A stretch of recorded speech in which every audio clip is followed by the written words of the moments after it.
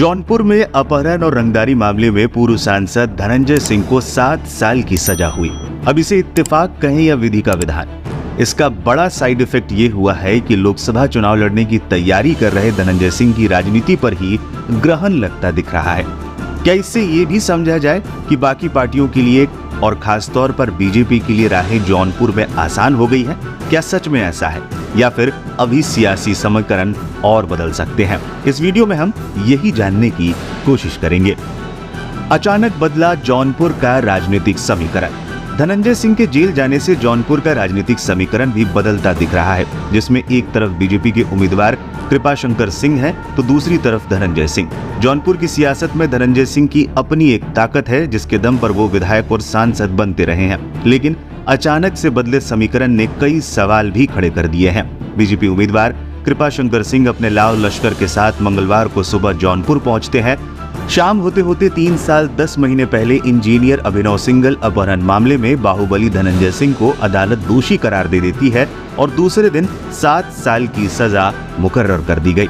इस तरह देखते ही देखते समय का पहिया ऐसा घुमा कि चुनावी तैयारी कर रहे धनंजय सिंह सीधे जेल पहुंच जाते हैं। हालांकि यहाँ ये भी जानना जरूरी है कि कोर्ट की तरफ से 1 महीने पहले की ही तारीख दी गई थी। अचानक कुछ भी नहीं हुआ है। हालांकि मामले की टाइमिंग को लेकर सवाल उठना तो लाजमी है।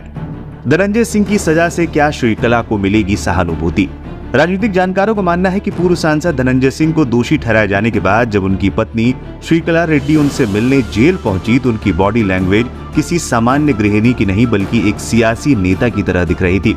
श्रीकला रेड्डी जौनपुर की जिला पंचायत अध्यक्ष हैं और दक्षिण भारत के एक बड़े राजनीतिक और व्यापारिक परिवार से हैं। उनके पिता जितेंद्र रेड्डी तेलंगाना के विधायक रहे हैं। धनंजय सिंह से मुलाकात के बाद उनकी पत्नी श्रीकला रेड्डी ने उनके समर्थकों से संयम और धैर्य बनाए रखने की अपील की। साथ ही उन्होंने कहा कि आपके नेता को आपकी सहानुभूति की जरूरत है। इससे एक बात तो साफ है कि धनंजय सिंह की सजा श्रीकला सहानुभूति में तब्दील करना चाहती हैं।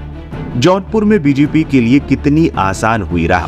जौनपुर की सियासत पर नजर रखने वाले राजनीतिक जानकार कहते हैं कि धनंजय सिंह का अपना एक दबदबा है और उनकी अपनी लोकप्रियता है। खासकर ठाकुर समुदाय के बीच मजबूत पकड़ उनकी मानी जाती है। ऐसे में अगर निर्दलीय वो चुनाव लड़ते हैं तो जौनपुर का मुकाबला त्रिकोणीय हो सकता था और सपा से उतरने से सीधा मुकाबला हो सकता था। हालांकि अब उन्हें 7 साल की सजा हुई है और वो जेल भी भेज दिए गए हैं, जिसके बाद अब उनकी पत्नी के चुनाव लड़ने की चर्चा है। सपा अगर श्रीकला को प्रत्याशी बनाती है तो फिर जौनपुर में बीजेपी के लिए सीट निकालना आसान नहीं होगा।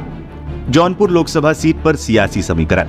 जौनपुर लोकसभा क्षेत्र की सियासी समीकरण को देखें तो क्षत्रिय, यादव, मुस्लिम, ब्राह्मण और दलित समुदाय के वोटर निर्णायक है। क्षत्रियों और यादवों का दबदबा रहा है। इस लोकसभा सीट पर यादव और ठाकुर बराबर की संख्या में है। 2019 में सपा बसपा गठबंधन के तहत श्याम सिंह यादव ने जीत दर्ज की थी क्योंकि दलित, मुस्लिम और यादव मतदाता एकजुट थे।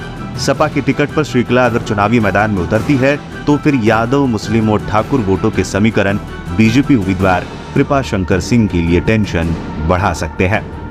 हंगामा टाइम्स की तमाम खबरों को देखने के लिए हंगामा टाइम्स को सब्सक्राइब कर लीजिए और बेल आइकन दबा लीजिए। अगर आपको ये वीडियो अच्छा लगा हो तो लाइक बटन प्रेस कर अपनी प्रतिक्रिया हमारे कमेंट बॉक्स में देना मत भूलें।